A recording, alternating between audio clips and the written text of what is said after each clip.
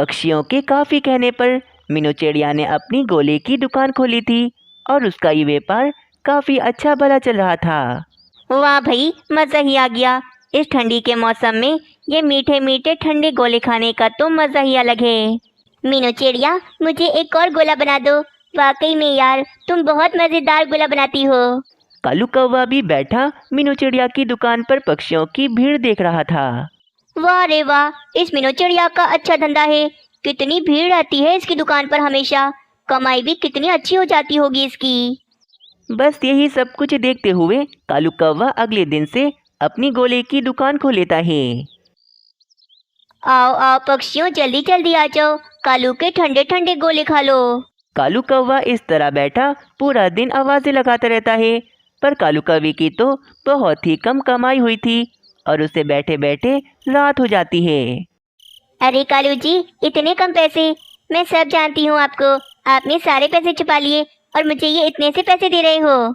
अरे भाई, तुम तो मेरी पत्नी हो, मैं भला तुमसे कुछ छुपाऊंगा पैसे? मैं सच कह रहा हूँ, मेरी आज कमाई ही नहीं हुई।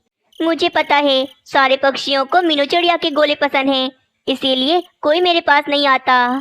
पर कालू जी, हमारे पास जो भी पैसे थे उससे तो आपने अपनी गोले की दुकान खोल ली, और अगर हमारी गोले की दुकान न चली तो हमारा बहुत बड़ा नुकसान हो जाएगा। कुछ कीजिए कालू जी, कुछ भी करें, हमारी गोले की दुकान बस चलनी ही चाहिए।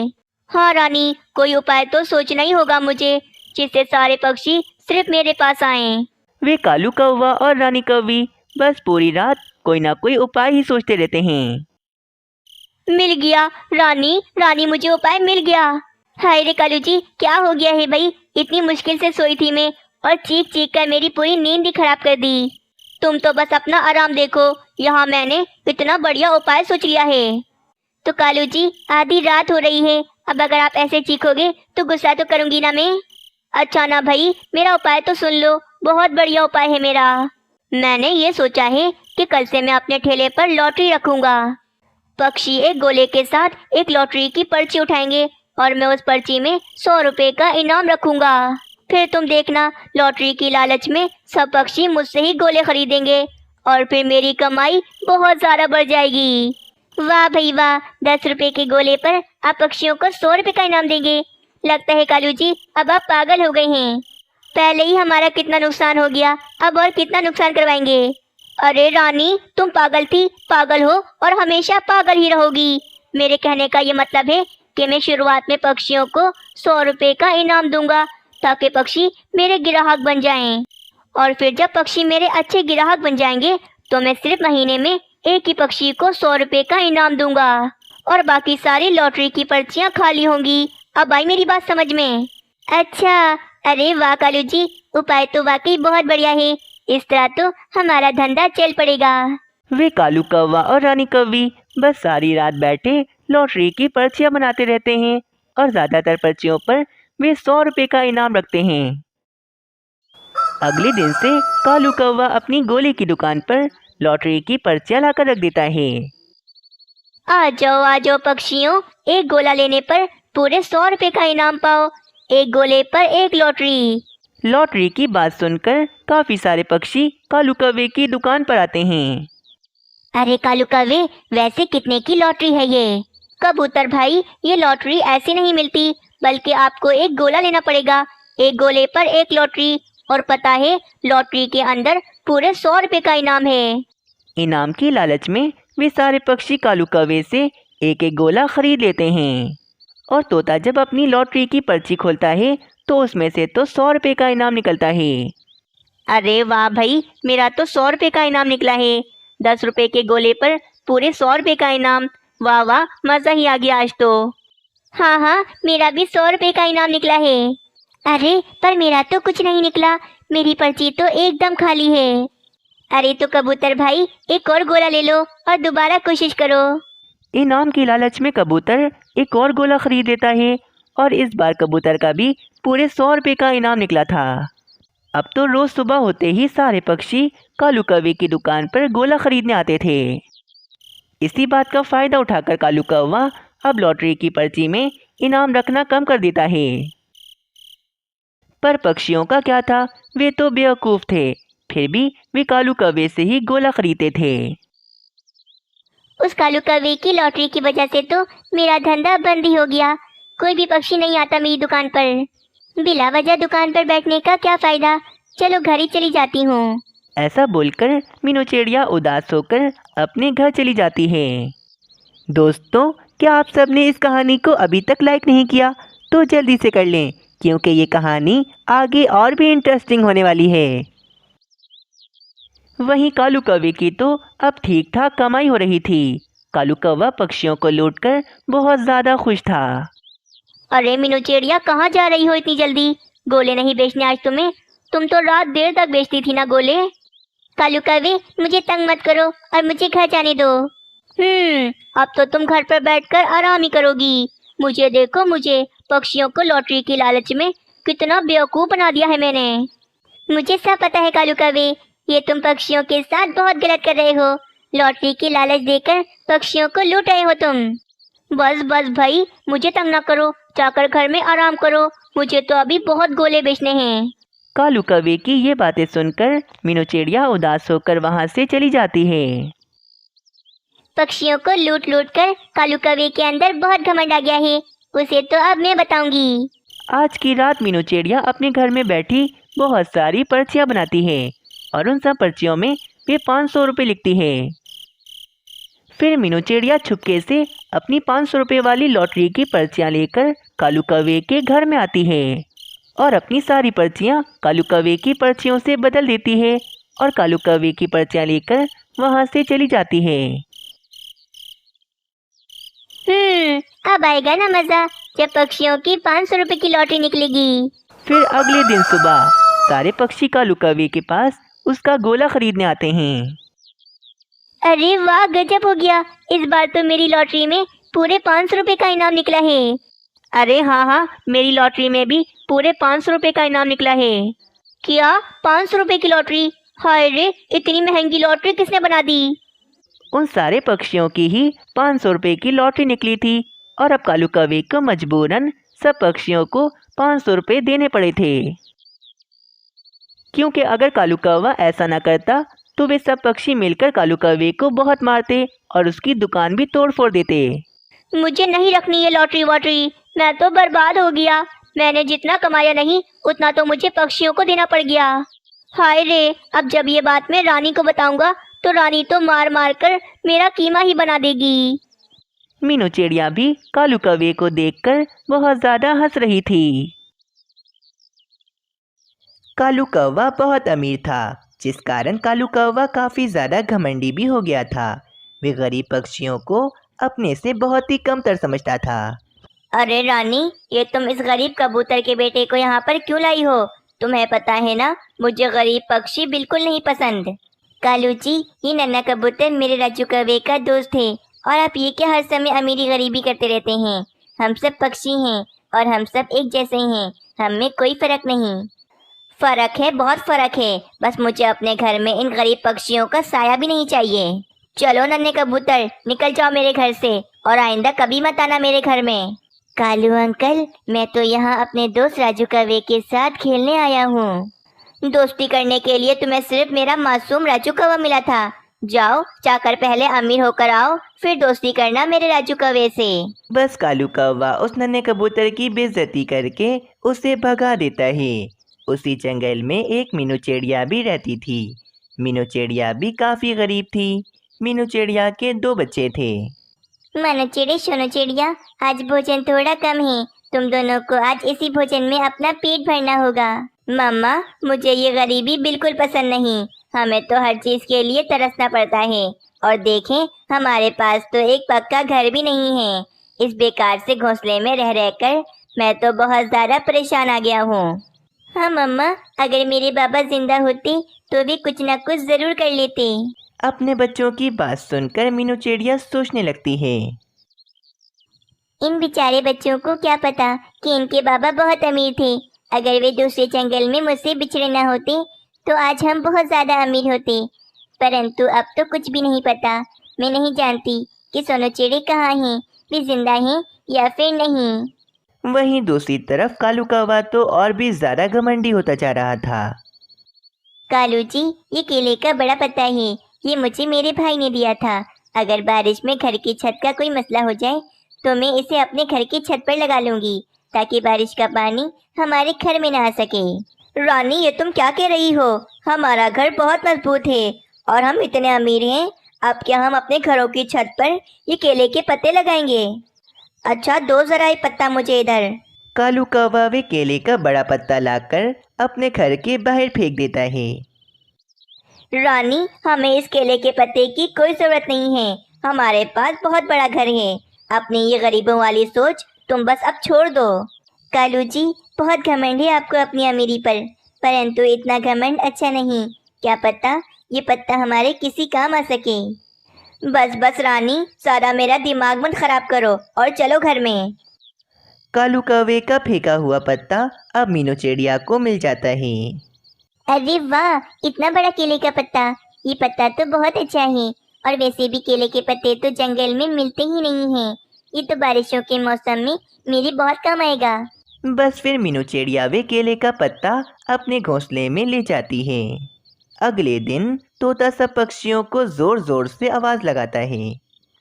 अरे अरे पक्षियों, मेरी बात सुनो। सारे पक्षी अपने घरों को बंद कर लो, अपनी छतों को भी मजबूत कर लो, क्योंकि बस कुछ ही देर में जंगल में तेज बारिश शुरू होने वाली है। बस तोते की बात सुनकर सारे पक्षी अपनी अपनी तैयारियों में लग जाते हैं। तुमने देखा ना रानी, ये गरीब पक्षी बारिश का सुनकर कैसे परेशान हो गए। हा हा हा हा हा हा हा। और हमें देखो, हमें किसी चीज की कोई चिंता नहीं। हम कितने आराम से अपने घर में बैठे हैं।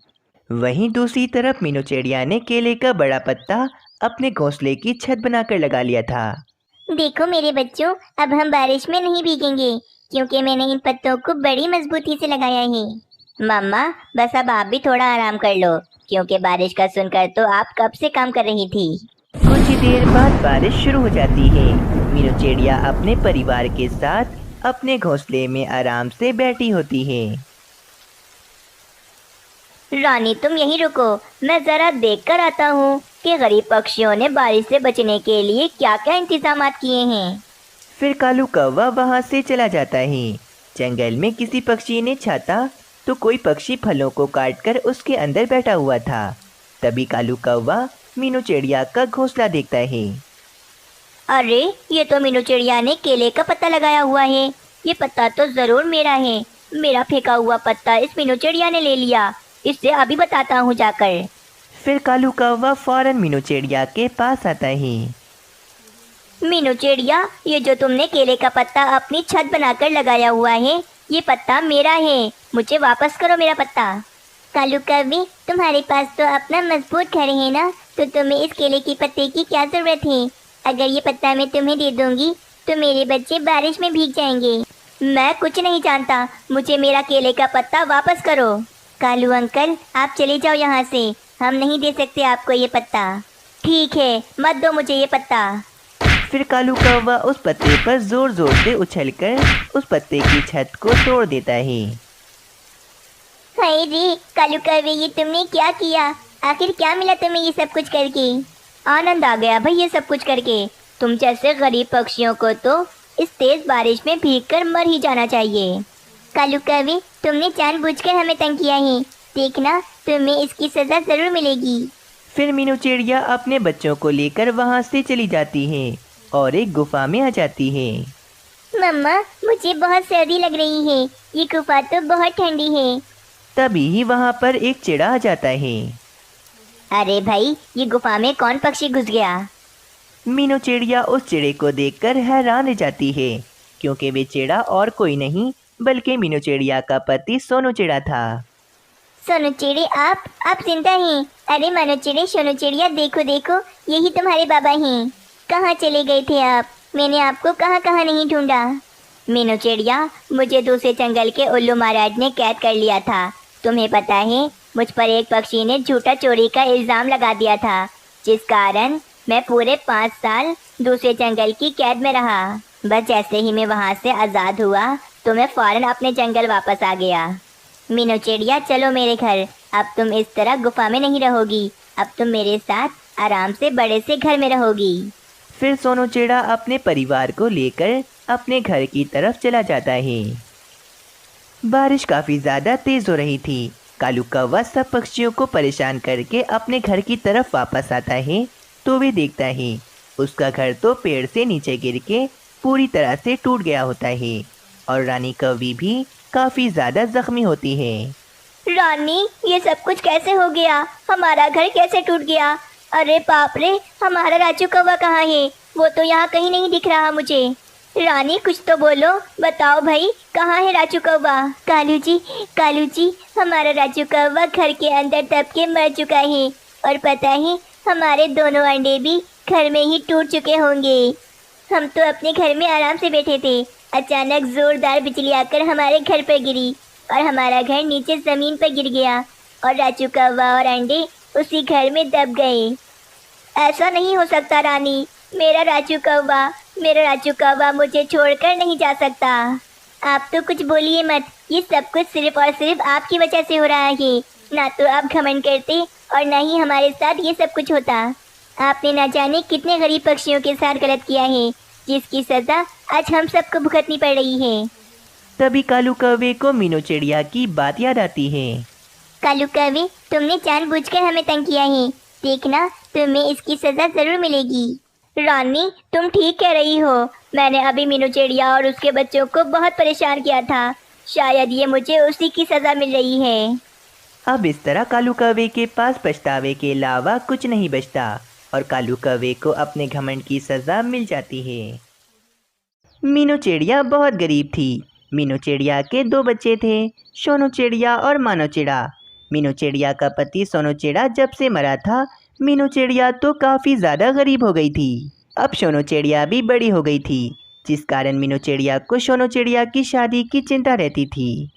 अरे मम्मा, आज तुम परेशान क्यों लग रही हो? क्या बात है?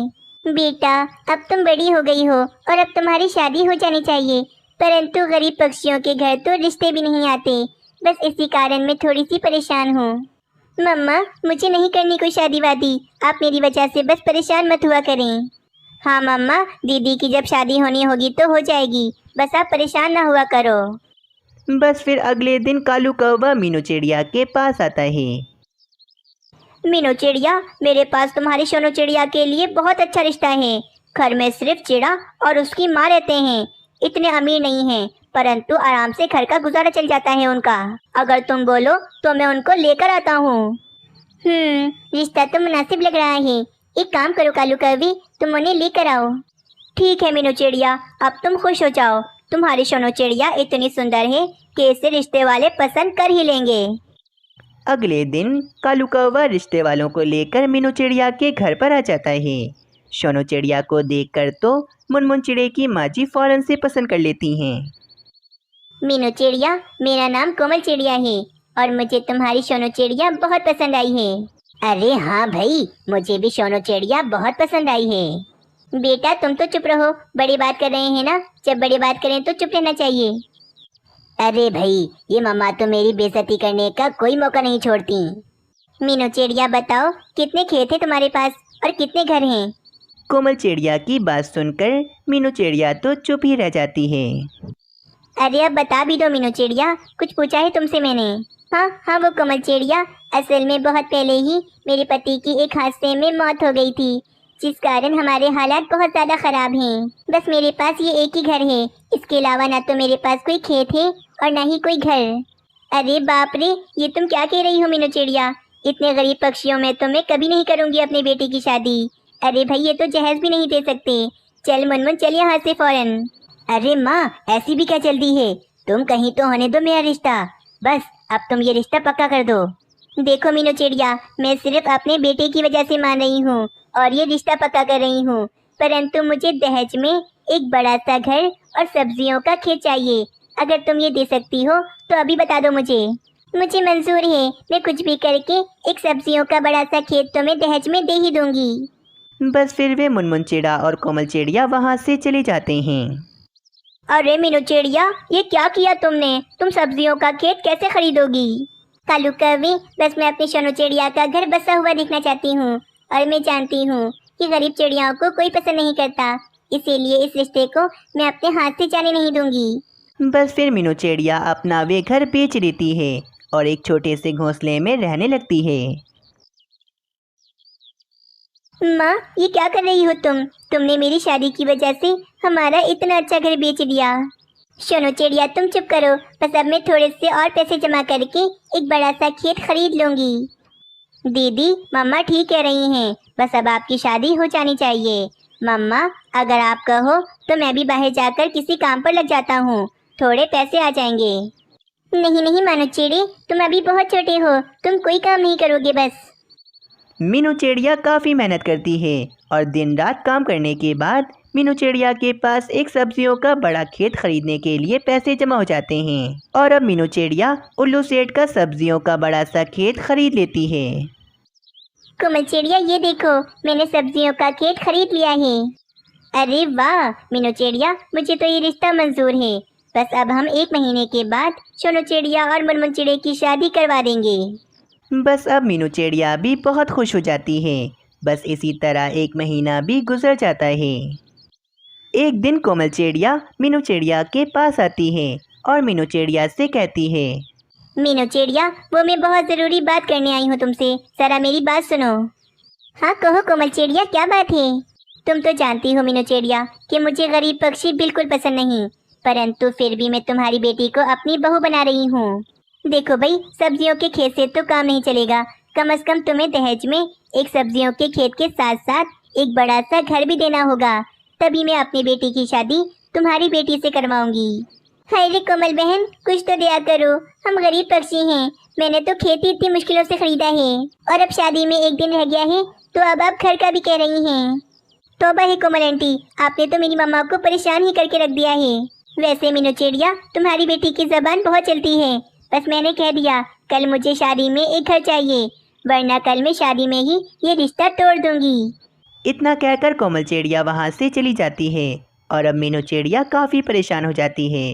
परेशानी के कारण मीनू चिड़िया की अब तबीयत खराब हो जाती है।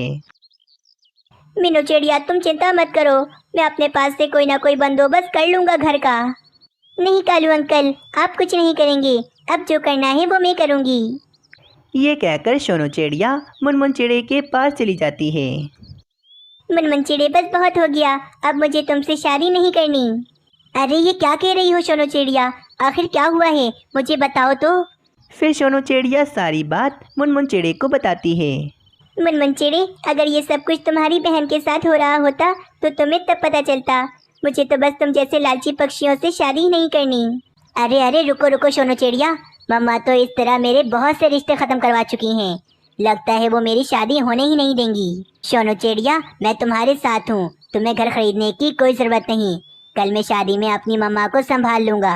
फिर सोनू चिड़िया वहाँ से चली जाती है। अगले दिन शादी की सारी तैयारियां हो जाती हैं। सोनू चिड़िया दुल्हन बनकर बैठ जाती है। हाँ मीनू चिड़िया, तुमने कर लिया ना घर का बंदोबस्त। कोमल चिड़िया, हम दहेज में कोई घर वर नहीं देंगे। अरे भाई, दहेज मांगना कितनी गलत बात है। हाँ कोमल चिड़िया, हम गरीब पक्षी हैं, हम आपकी लालच को कभी पूरा नहीं कर सकते। ये क्या कह रहे हो, अगर घर नहीं है तो ये शादी भी नहीं होगी कभी। चल मुनमुन, फौरन यहाँ से।